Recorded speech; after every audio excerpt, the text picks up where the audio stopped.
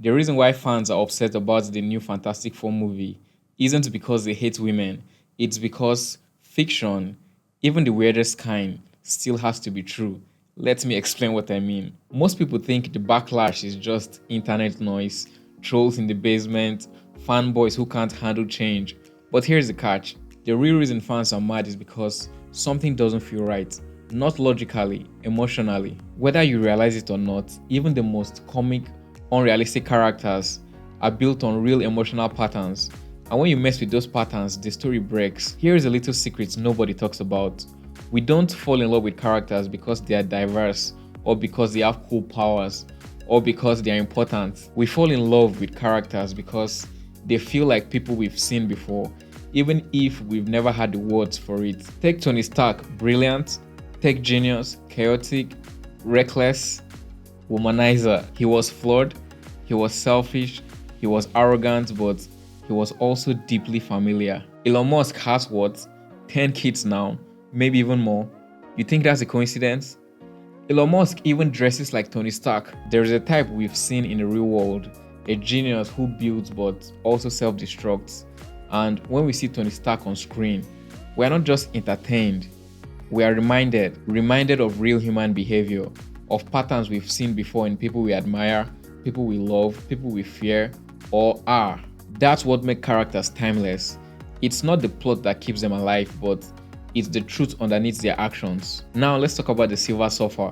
He's not just an alien on a board, he's a tragic figure, a being of immense power who gave up his freedom for the survival of his people, a servant of a cosmic god flying through the galaxy with a kind of haunted silence. That monk-like detachment Silver Surfer had, that quiet weight he carried, it worked because it's rooted in something real, something we've seen before in men who suppress emotions, not out of coldness but out of responsibility. It wasn't just about power, it was about sacrifice. Now, if you're going to change the gender of a character like that, it's not enough to just change the face. You have to rewire the emotional engine underneath. Because here is the thing: masculine sacrifice and feminine sacrifice don't feel the same. They come from different places and they echo in different ways. A woman carrying that same burden might wrestle with different doubts or express strength in a more relational, inner way.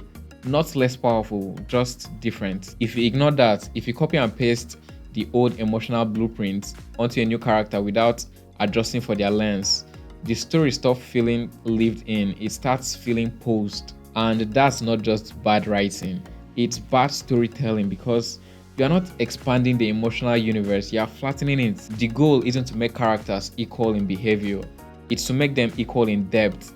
Power should feel earned, not like it was handed out to fix a narrative imbalance. Because when the character becomes a tool instead of a person, you lose the audience. Not because they are resistant to change, but because they no longer see themselves in the story. Now let's talk about why this keeps happening. Hollywood sees backlash and thinks the fans are close-minded, but they are not. They are pattern recognizers. You can tell when a character is real or when it's just a brand strategy dressed in a wig. You can tell when a story is written by someone who has felt the truth or someone who googled it. And you can definitely tell when the movie forgot what made the story matter in the first place. Look at all the failed Fantastic Four reboots. The costumes were fine, the effects were flashy, the potential was huge, but the connection was lost. And the worst part, studios think the solution is more change, more flipping the script, more shock value. But if you flip the script without knowing what the original meant, you don't get innovation, you get noise. Here is the part no one teaches in writing class.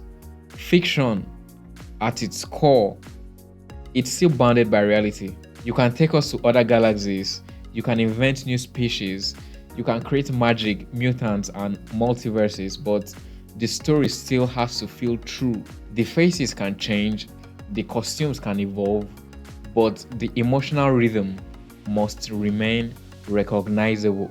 That's what makes it interesting, not accuracy, resonance. The motivation must map to a truth we've felt. When that emotional truth disappears, the story becomes hollow. It might be loud, it might be colorful, but it's dead inside. Here's the real tragedy. Hollywood keeps thinking fiction is just invention, that as long as the visuals are strong, the plot's diverse, the marketing loud, that people will care. But fiction isn't just escape, it's reflection. Even the wildest fantasy still needs to be true emotionally. That's what keeps us watching. Not the lasers, not the gender swaps, not the CGI explosions. It's the invisible thread, the feeling that somewhere in that story, we've seen this before, we've felt this before. Because when a character breaks our hearts or gives us hope, we are not reacting to special effects, we are reacting to the truth in disguise. So when studios make changes without respecting that thread, when they force characters into roles that don't map onto human patterns that we've all quietly observed, they don't just alienate fans, they disconnect the story from real life. And that's when it doesn't matter how accurate the suits are or how many times you reboot, because you've lost what made the story even worth watching in the first place. Fiction only works when it remembers where it came from, us. So let me know what you guys think in the comment section. Like and subscribe if you haven't already, and see you guys in the next video.